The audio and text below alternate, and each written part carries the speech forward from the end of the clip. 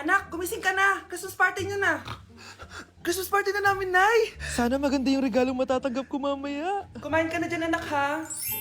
Anong meron, Nay? Bakit ang dami pong pagkain? Siyempre, anak, malapit na magpasko. Tara, kain na tayo. Niluto ko lahat ng favorite mo. Talaga, Nay? Hay, sana palagi nalang Pasko. Ay, may nangangaraling ata. Wait lang, anak. Nangangaraling po ang seselage awetan na awit ang handog sa nga ng Pasko magmalaba joy joy. Merry Christmas po! Galing mo naman! O ito, 10 pesos. Ayan na! 10 pesos? Ang ganda ng boses ko tapos 10 pesos lang bibigay mo sa akin? Alis na nga ako, kuripot mo. Wow, demanding pa. A few moments later. Okay, class, mag-exchange gift na tayo. Wow, ang bango neto. Thank you. OMG, bagong bag. Alam mo talaga yung gusto ko, ah. Thank you. Nasaan yung exchange gift ko? Wala yung ka-exchange gift mo, be. Absent siya. Bawi ka na lang next year. Minsan na nga lang mag-Christmas. Absent pa siya. Okay lang yan, be. Huwag ka na umiyak. Paano na yung gift ko? Oo, anak. Ba't malungkot ka? Wala ako natanggap na regalo, Nay. Absent yung ka-exchange gift ko. O eto, para sa'yo, anak. Merry Christmas. Para sa akin to, Nay. Thank you. Kala ko wala na ako regalo ngayong Pasko. Siyempre naman, anak. Makakalimutan ba kita? Wow, ang sweet niyo naman, Mare. May fruit salad ba kayo? Pingi ko. Anak, tingnan mo tong balita. Hiwalay na daw yung Katniel. Tingin nga, Nay. Baka fake news lang yan, ha? Pinost ni Catherine. Hindi! Hindi pwede mawala ang Katniel. Di niya! Catherine! Bakit niyo ginawa sa amin to? Okay na ito. Breaking news! Walang pasok on all levels dahil hiwalay na ang Katniel. Pati sa balita ang OA, kala mo di ka nanonood ng movie ng Catherine, ha? Umiiyak ka pa nga eh. Ayun na, nakakakilig naman. Wala nang nangyari. Hindi ka mamamatay. Oo na! Die hard fan ako ng Katniel! Hindi. Hindi.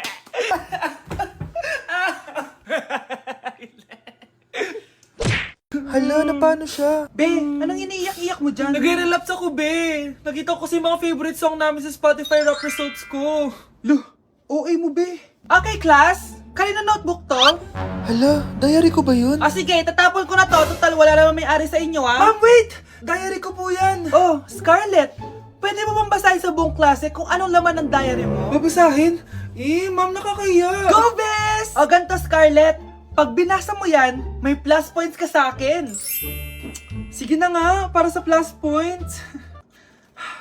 Dear Diary, Niligawan ako ng crush ko. Para ako nasa movie at kami yung bida.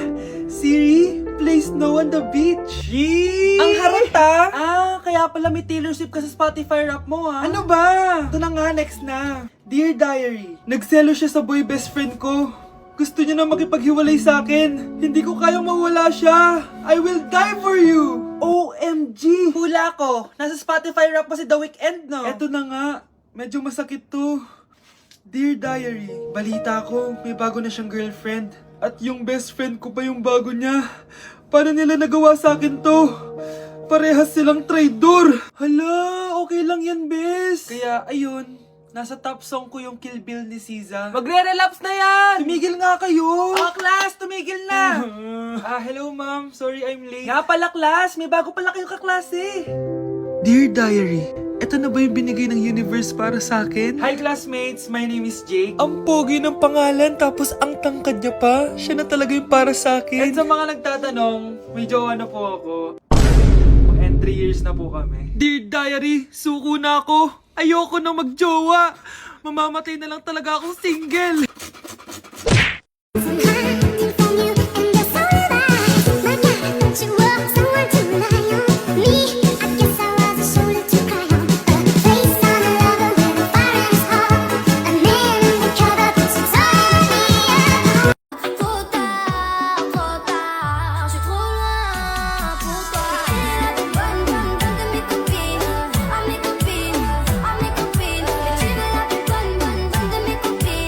Amigo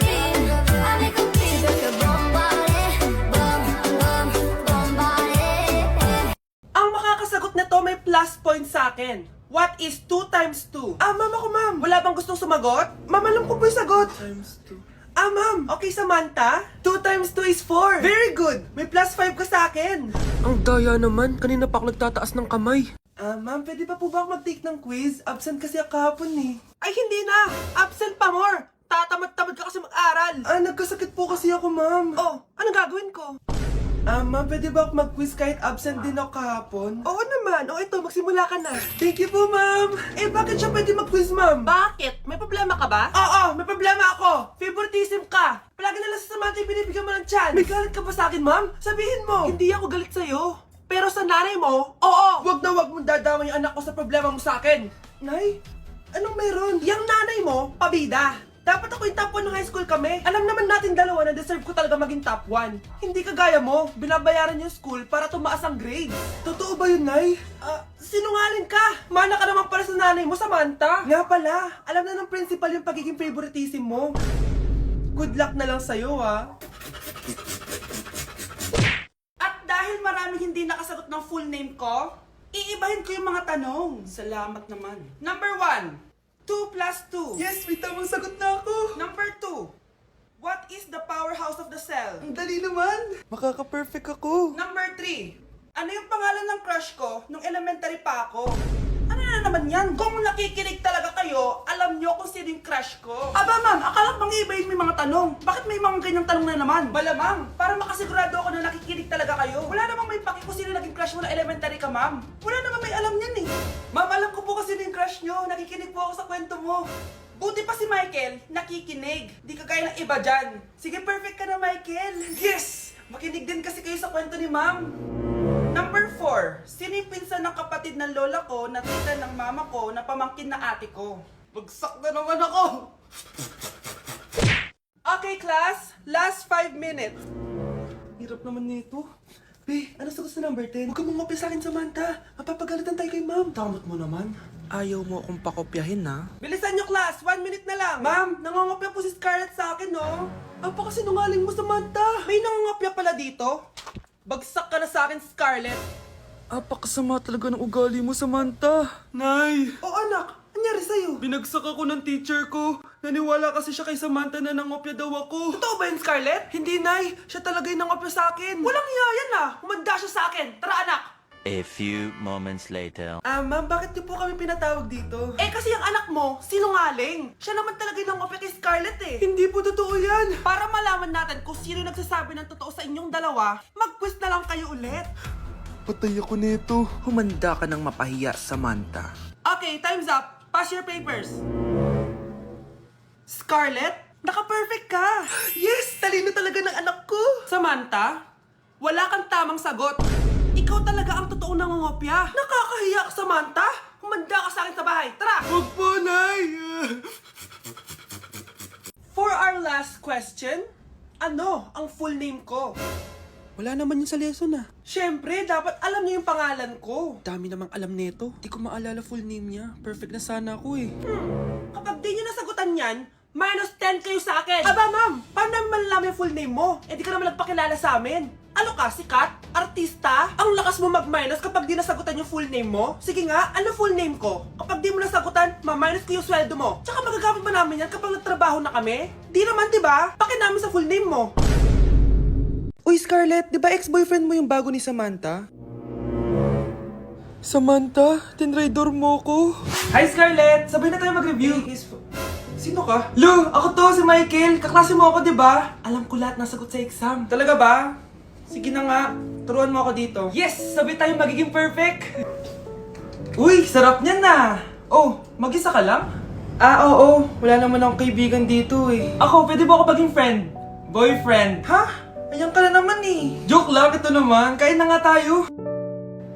Oh, Scarlett, ano yan? Ba't ka na kasi mangot? Bagsak kasi ako sa quiz kanina. Naku, okay lang yan. Ako nga, araw-araw bagsak sa'yo eh. Ha? Ano sabi mo? Sabi ko, smile ka na kasi pasado ka naman sa akin. Alis na ako, pasok na ako ha.